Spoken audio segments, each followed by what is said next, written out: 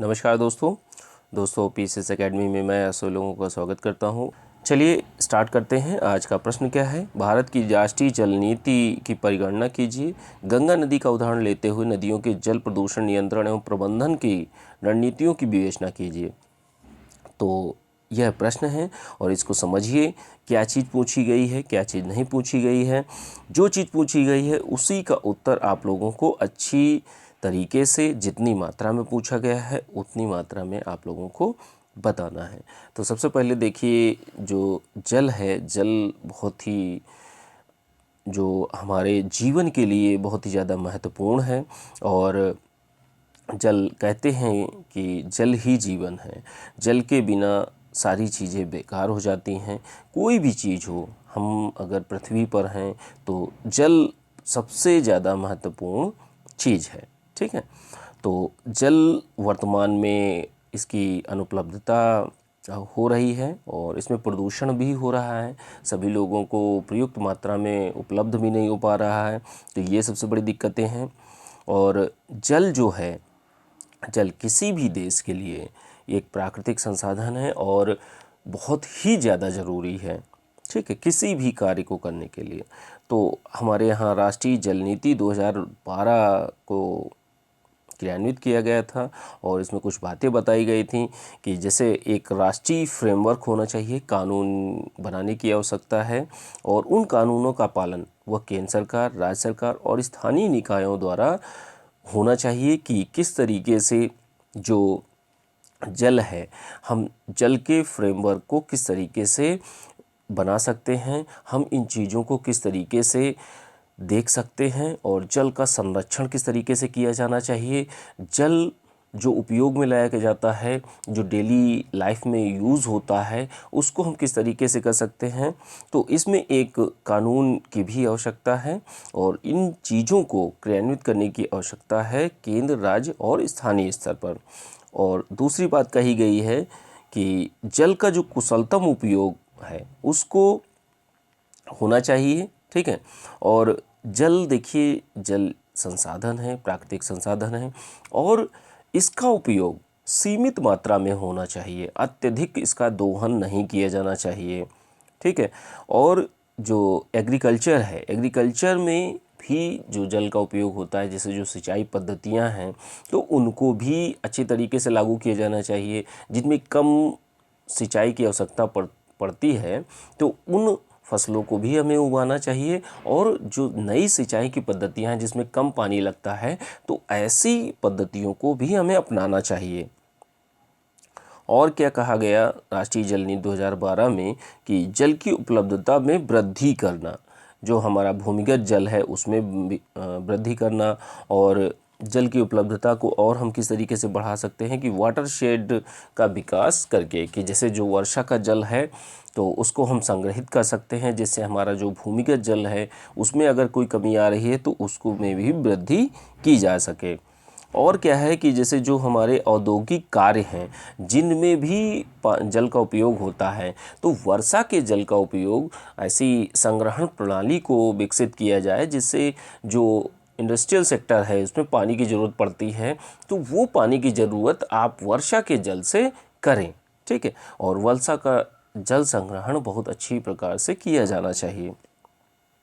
और क्या है कि जैसे जो औद्योगिक सेक्टर होता है या इंडस्ट्रियल सेक्टर होता है, तो इसमें क्या है, इसमें जो जल का उपयोग किया जाना चाहिए वो जैसे जो डेली लाइफ में जो जैसे नहाते धोते समय जो पानी जाता है उस पानी को फिल्टर करके इस पानी का उपयोग जो नदियों में न जाए, ऐसा पानी जो नाले का पानी है, ये जो पानी है, तो ऐसा पानी इंडस्ट्रियल सेक्टर में यूज़ किया जा सकता है। तो इसकी भी जैसे है ना, फिल्ट्रेशन प्रोसेस के तहत फ़िल्टर कर लिया जाए और जल को शुद्ध कर लिया। शुद्ध करने के बाद आप उसी पानी का उपयोग इंडस्ट्री सेक्टर में करना है।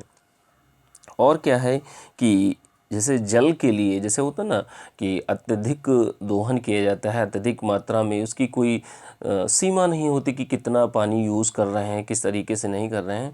तो सरकार ने कहा है कि राष्ट्रीय जल नीति 2012 में कि जल के लिए एक शुल्क की भी व्यवस्था की जाए और यह जो शुल्क लिया जाए वो स्थानीय निकायों और बाकी सभी संस्थाओं के द्वारा लिया जाना चाहिए। और लोगों में जागरूकता भी फैलाने की आवश्यकता है कि जो जल है उसका उपयोग कुशल तरीके से किया जाना चाहिए और जितनी मात्रा में आपको ज़रूरत है उतना ही उपयोग किया जाना चाहिए और जल को संरक्षित भी किया जाना चाहिए। और क्या है कि जैसे नदियों का संरक्षण जो है, जैसे जल जो है वर्षा का जल नदियों के माध्यम से, झीलों के माध्यम से बहता है, ठीक है। तो अब जो नदियों का पानी है उसका भी संरक्षण किया जाना चाहिए वैज्ञानिक तरीके से, ठीक है।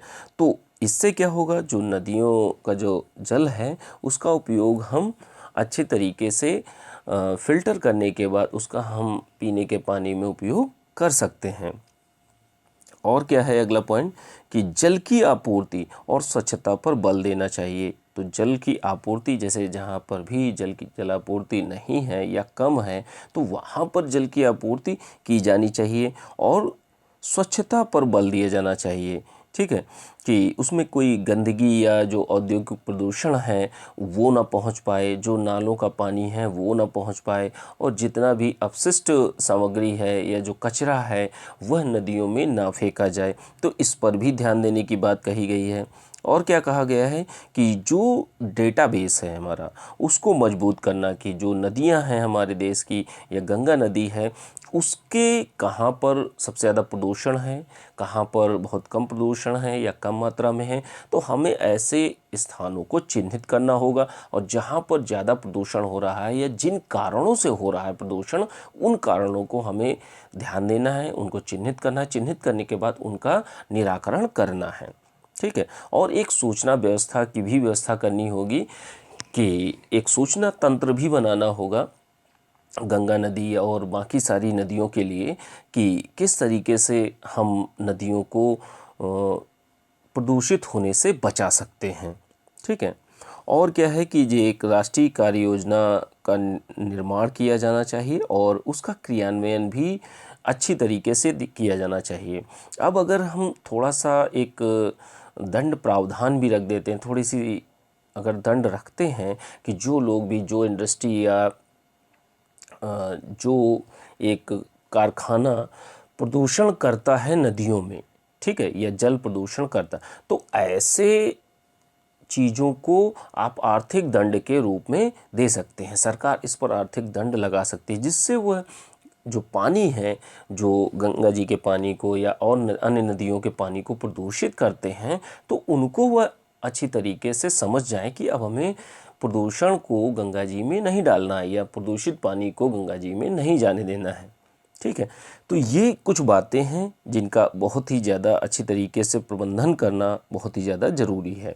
और सूखे एवं बाढ़ का प्रबंधन, तो अगर हमारे यहाँ जलापूर्ति अच्छी होगी तो हम सूखे एवं बाढ़ का भी प्रबंधन कर सकते हैं। राष्ट्रीय जल नीति 2012 में ये चीज़ें बताई गई हैं कि देखिए, सूखा होगा अगर हमारे पास जल का संग्रहित होगा, जल संग्रहण हमारे यहाँ अच्छा होगा, तो होगा क्या, हम सूखे के दिनों में उसी पानी को यूज़ कर सकते हैं और बाढ़ के पानी को हम कहीं ना कहीं इकट्ठा करके रख सकते हैं।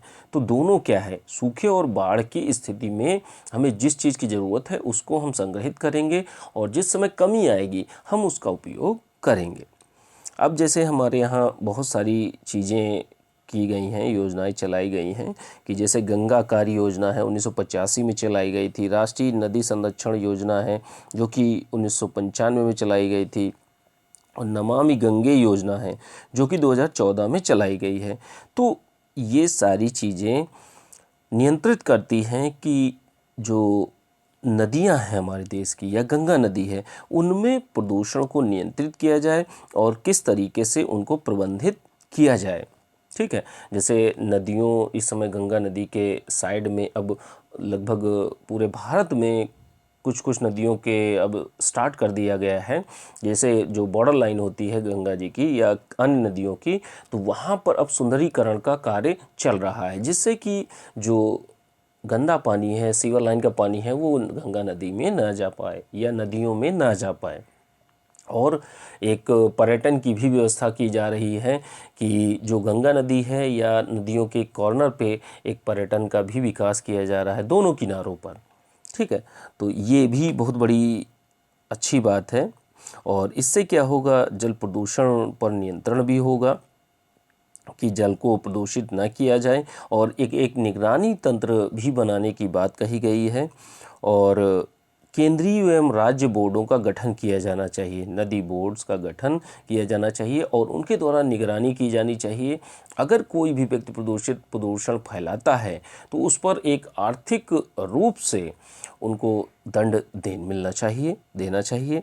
ठीक है, तो दोस्तों इस प्रश्न को आप लोगों को लिखना था 150 शब्दों में, और निष्कर्ष के रूप में आप लोगों को लिखना है कि सभी चीज़ें योजनाएं चल रही हैं, अब उनको कड़ाई से एक क्रियान्वित करने की ज़रूरत है। सरकार के द्वारा इनको जो रूल्स एंड रेगुलेशन हैं, जो नियम बनाए गए हैं, उनको कड़ाई से करने की आवश्यकता है, लागू करने की आवश्यकता है। ठीक है, तो इन चीज़ों को ध्यान रखिए। और कुछ पॉइंट्स, अगर आपने भी कुछ डेटा का उपयोग, अगर आपके पास कुछ डेटा है इससे नदियों से संबंधित या कुछ भी प्रदूषण से संबंधित, प्रबंधन से संबंधित, तो उस डेटा का भी उपयोग यहाँ पर कर सकते हैं और कुछ पॉइंट्स अपनी तरफ से भी ऐड कर सकते हैं। ऐड करने के बाद इस प्रश्न को लिखिए। लिखने के बाद ये मेरा व्हाट्सअप नंबर है, इस पर सेंड करना है। और सेंड करने के बाद मैं आप लोगों को टेलीग्राम पर चैनल है पीसीएस एकेडमी का, तो उसको आप लोग ज्वाइन कर लीजिए। ज्वाइन करने के बाद वहीं पर मैं सारे के सारे उत्तर आप लोगों को देता हूं देखने के लिए, जो भी मेरे पास आते हैं। ठीक है, चलिए आगे देखते हैं। चौथा पेपर है, ठीक है, जीएस 4th पेपर का यह प्रश्न है और प्रश्न संख्या 120 है और 150 शब्दों में इस प्रश्न को आप लोगों को लिखना है। ठीक है, तो परानुभूति क्या होती है, एम्पैथी क्या होती है और इसकी विशेषताओं का वर्णन कीजिए। तो 150 शब्दों में इसको आपको लिखना है, ध्यान रखिएगा। परानुभूति या एम्पैथी क्या होती है, सिंपैथी और एम्पैथी दो चीज़ें होती हैं।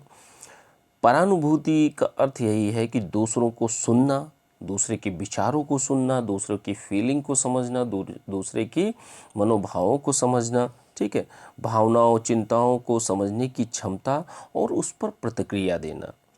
ठीक है, दूसरों को समझकर उसके कष्टों को दूर करना, यह होती है परानुभूति या एम्पैथी।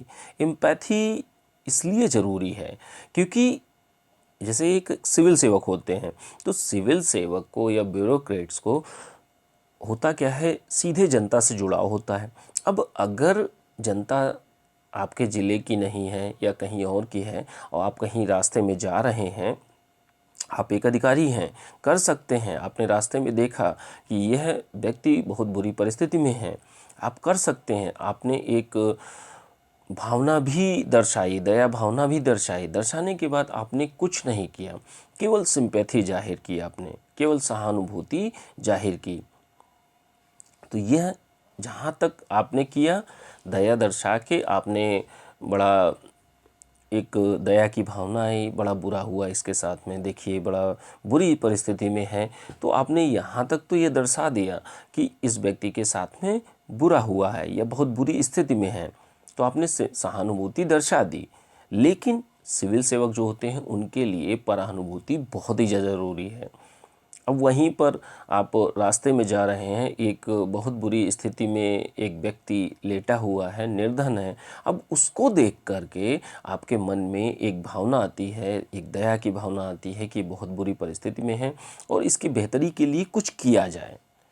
तो आप कुछ किस तरीके से किया जाए, हो सकता है आप उसको वहीं पर इंस्टेंट कुछ पैसा देकर उसकी मदद करते हैं, तो ये एम्पैथी है। वहीं पर आप कुछ योजनाओं के माध्यम से उस व्यक्ति को लाभ पहुंचाते हैं, तो ये क्या है, ये भी एम्पैथी ही है।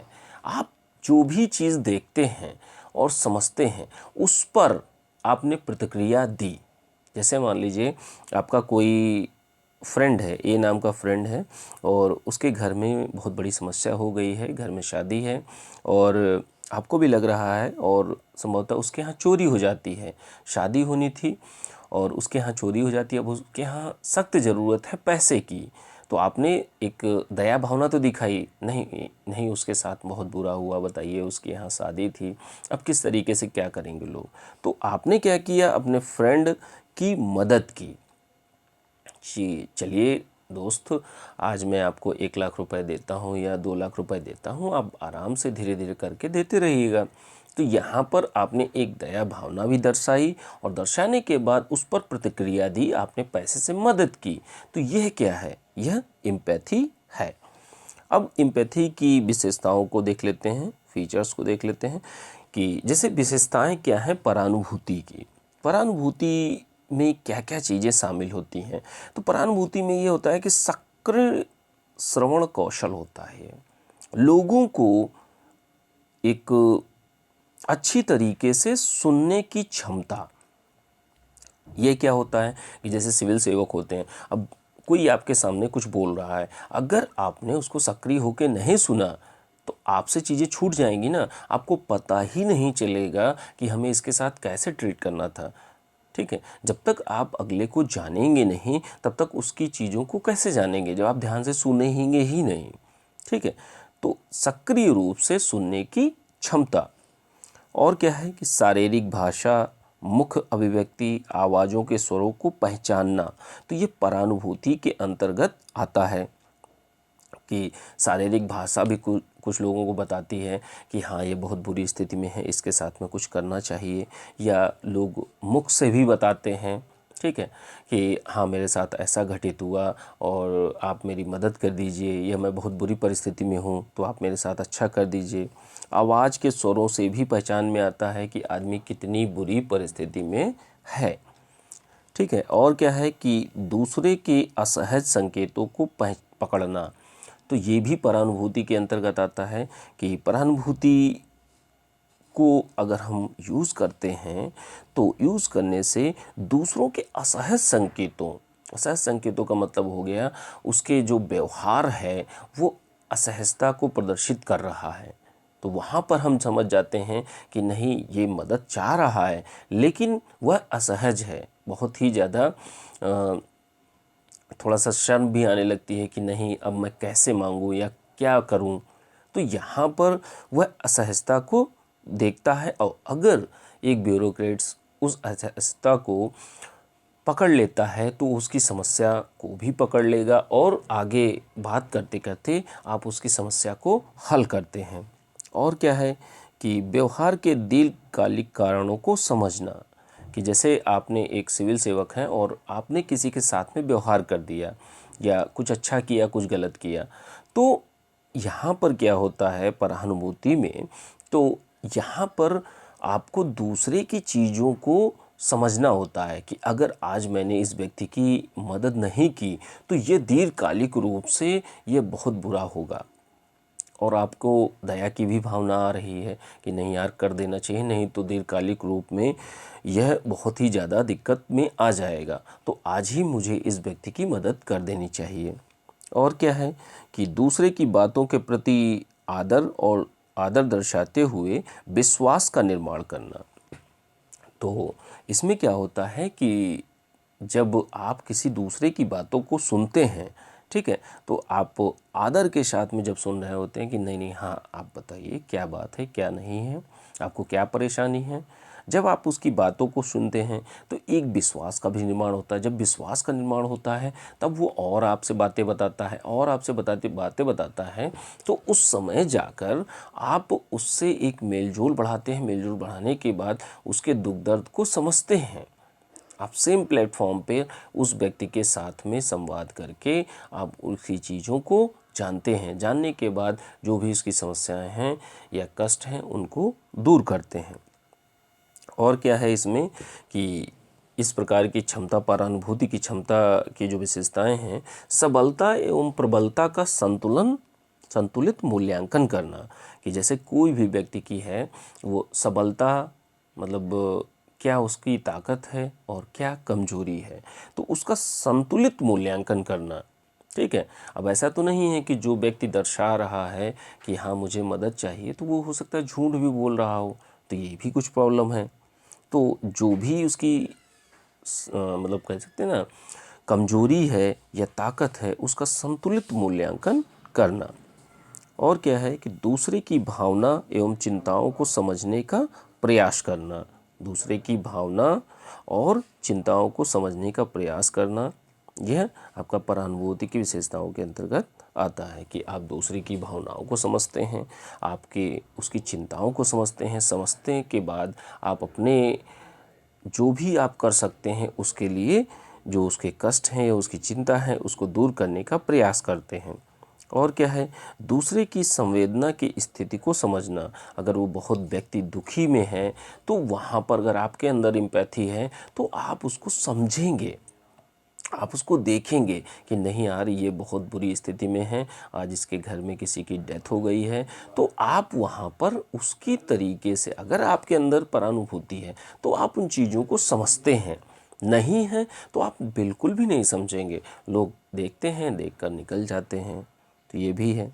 और समस्याओं के प्रति संवेदना व्यक्त करना, तो इसका अर्थ यही है कि जो भी समस्याएं हैं या अंतर्निहित जो भी उस व्यक्ति के जो बोल रहा है उसमें कौन कौन सी समस्याएं हो सकती हैं, तो ये चीज़ें समस्याओं के प्रति संवेदना को व्यक्त करता है। अगर व्यक्ति के अंदर परानुभूति होगी तो वह अच्छी तरीके से संवेदना व्यक्त करने के बाद उसके कष्टों को दूर करेगा।